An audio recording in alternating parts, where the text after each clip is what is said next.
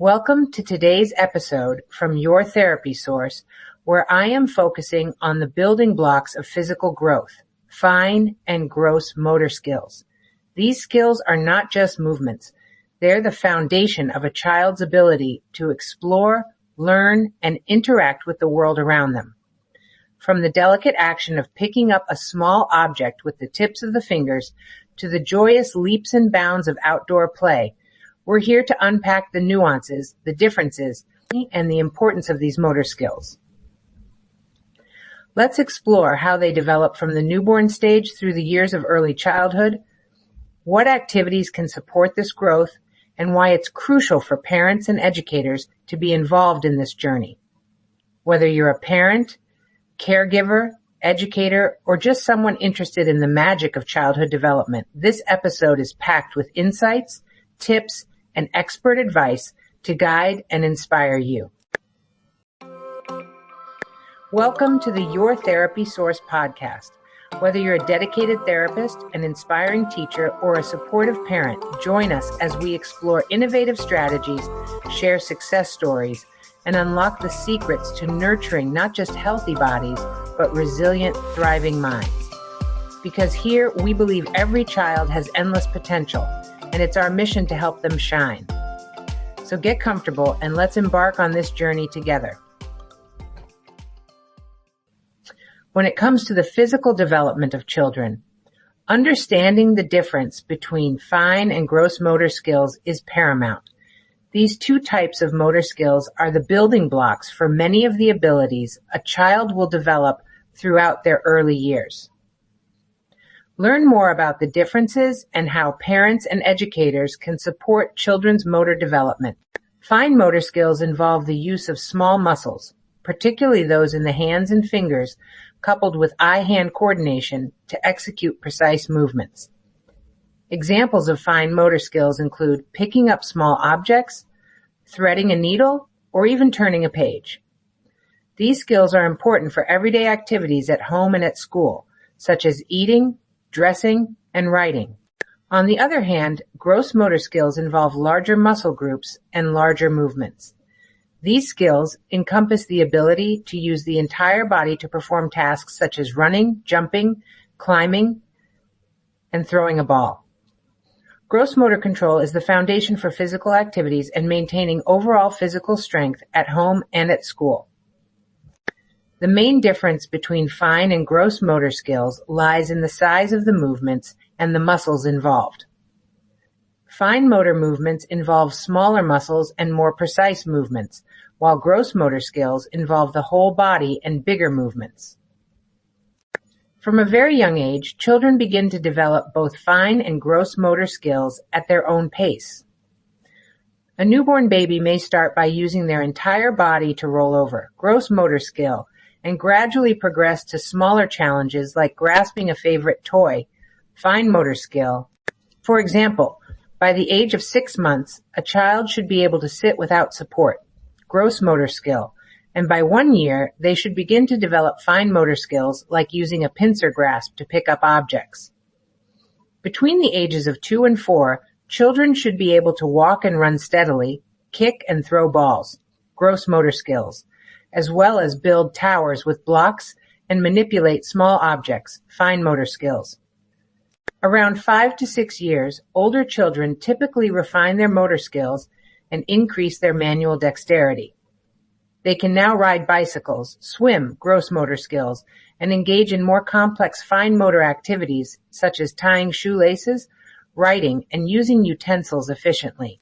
Understanding the progression of motor skill development at different ages can be immensely helpful for parents. Below are the typical developmental milestones for fine and gross motor skills from birth to 6 years old, 4 to 3 months. Fine motor skills. Newborn babies start to open and shut their hands, swipe at objects, and bring their hands to their mouths. Gross motor skills. Infants will start to lift their heads during tummy time, push down on their legs when their feet touch a hard surface, and move their arms and legs. Through 6 months. Fine motor skills. Babies at this stage can hold and shake a toy, bring their hands together, and possibly grasp and reach for objects. They begin to roll over from tummy to back and might start sitting with support, bear weight on their legs, and push up on their elbows during tummy time. 6 to 12 months. Fine motor skills. Infants start using a pincer grasp, using thumb and forefinger to pick up small objects, transfer objects from one hand to the other, and bang two objects together. They will likely start to sit without support, crawl, pull to stand, walk, holding onto furniture, cruising, and possibly take a few steps without support.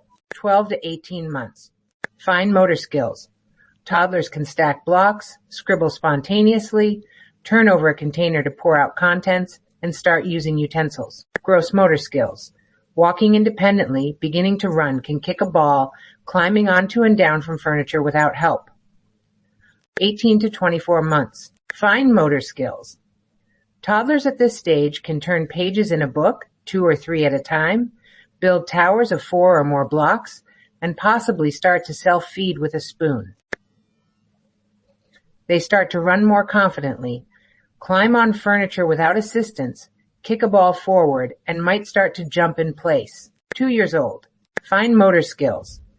They can sort shapes and colors, complete simple puzzles, and start showing hand preference. Gross motor skills.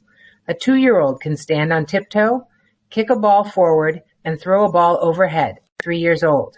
Fine motor skills. They can build towers of more than 6 blocks, manipulate Play-Doh, and draw a circle and a cross. Gross motor skills. Preschoolers can ride a tricycle, balance on one foot for a short time, and climb stairs alternating feet. 4 to 5 years old. Fine motor skills. Children can copy squares and some letters, cut with scissors, and draw a person with 2 to 4 body parts. Gross motor skills. They can hop on one foot, swing, and climb. They may also be able to skip. 6 years old and up. Fine motor skills. They can write, button clothes, use a knife and fork, and tie shoelaces. Gross motor skills. They can ride a bike without training wheels, swim, and participate in team sports like soccer or baseball. Remember, these are just general guidelines. Each child develops at their own pace, and small differences in development are typically not a cause for concern. However, if parents notice a significant delay or regression in skills, they should consult with a pediatrician or occupational therapist. Here are some suggestions to encourage motor skill development in kids. Parents play an important role in their child's development of motor skills. Here are a few tips to promote both fine and gross motor skills. Encourage playtime. Provide safe, open-ended play opportunities. This is a great way for children to explore their environment and acquire new skills. Fine motor activities. Play-Doh, puzzles, and threading beads are excellent for developing hand-eye coordination.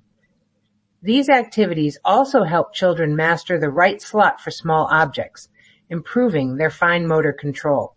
Gross motor activities. Outdoor games, tummy time for infants, or dancing can enhance larger muscle movement and gross motor control. Offer a variety of experiences. Different environments offer diverse opportunities for learning and motor skill development. Regular trips to parks or playgrounds can be beneficial. Limit screen time. Physical play is the best way to develop motor skills. Limiting screen time encourages children to engage more with their physical environment. Every child develops at different rates, and individual differences are normal. Some children may need additional support, such as early intervention or occupational therapy, especially in cases of developmental delays, neurological conditions such as cerebral palsy, or developmental coordination disorder. And that wraps up another episode of the Your Therapy Source podcast. Remember, every child's developmental path is unique, and the journey is as important as the destination. So encourage exploration, provide a variety of activities, and most importantly, cherish those moments of growth and discovery. If concerns arise, don't hesitate to seek professional advice, but also remember to celebrate the milestones, both big and small.